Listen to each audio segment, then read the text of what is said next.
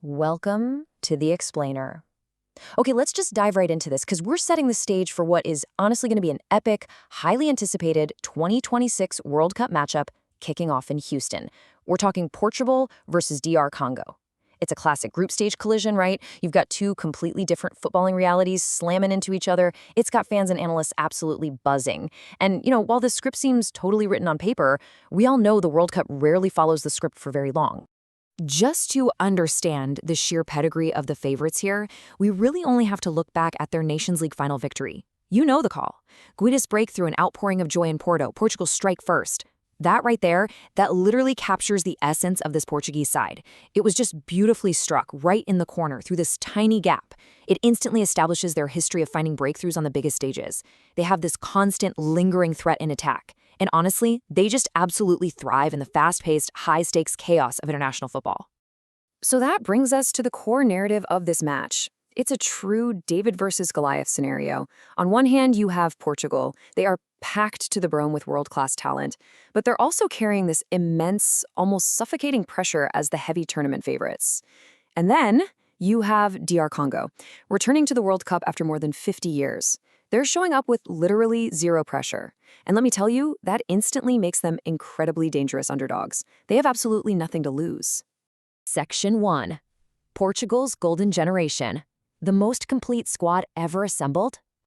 A lot of experts actually believe this current lineup might just be their most balanced roster in history. But look, no discussion about Portugal can even start without talking about the number 41.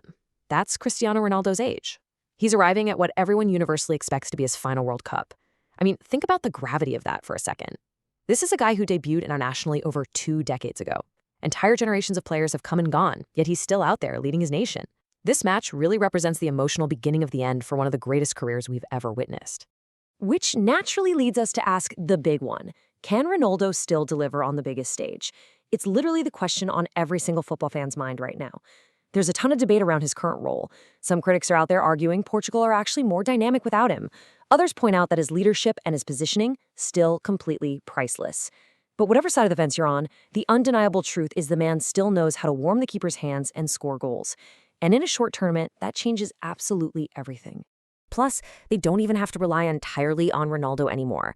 They have multiple, deadly paths to victory. You've got Bruno Fernandes, who is constantly hunting for goals.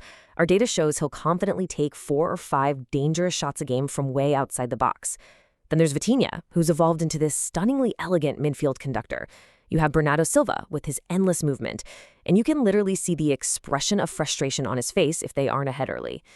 Add in Rafael Leão creating pure chaos in seconds, and guys making those quick, close-control runs across the turf. It's just a terrifying attack. However, all of that phenomenal talent comes with a really massive cost. The burden of contender pressure. Because Portugal has so many weapons, nobody considers them plucky outsiders anymore.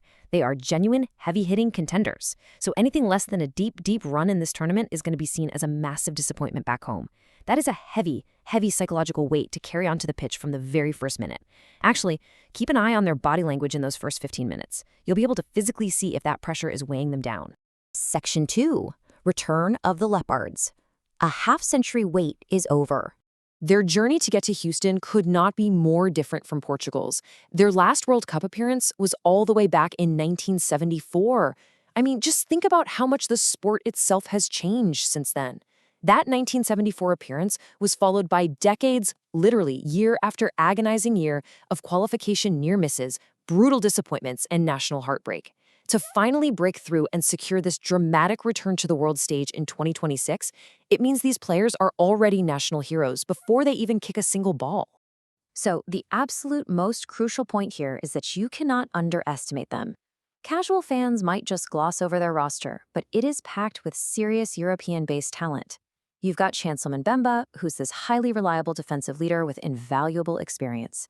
Yohan Wissa brings blistering pace and the ability to just ruthlessly attack space on the counter.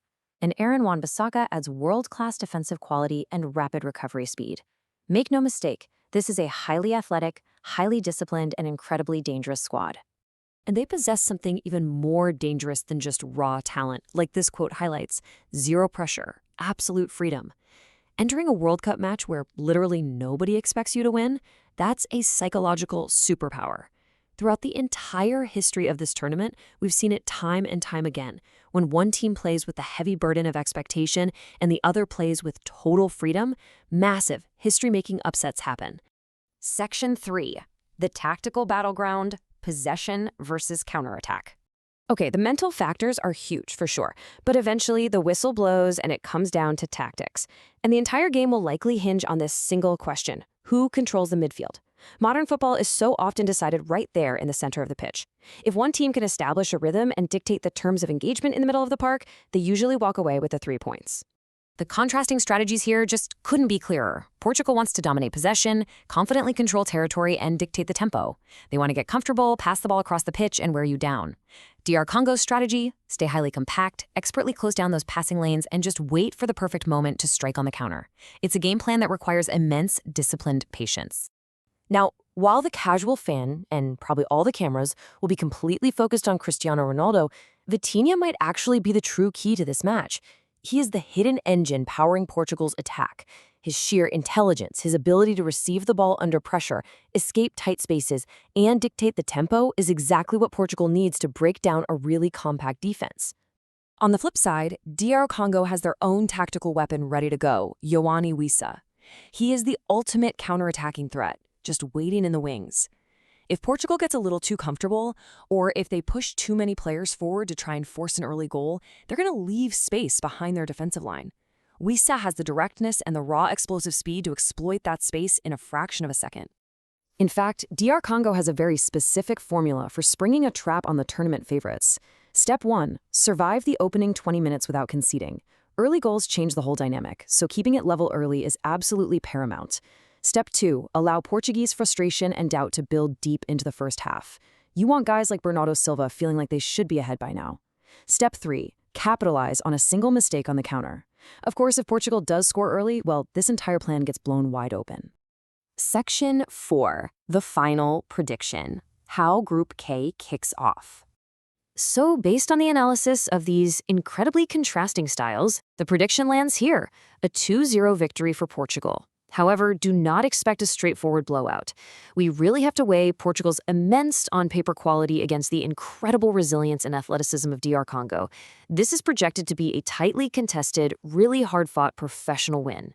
DR Congo is going to make it incredibly difficult, but ultimately a moment of sheer brilliance from someone like Bruno Fernandes or Vitinha in the midfield should eventually crack the defense and secure that perfect start for the favorites.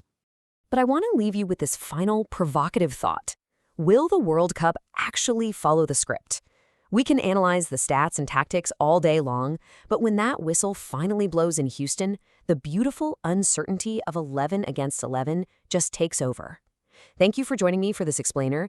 Definitely keep your eyes on this matchup because it just might be the surprise of the tournament.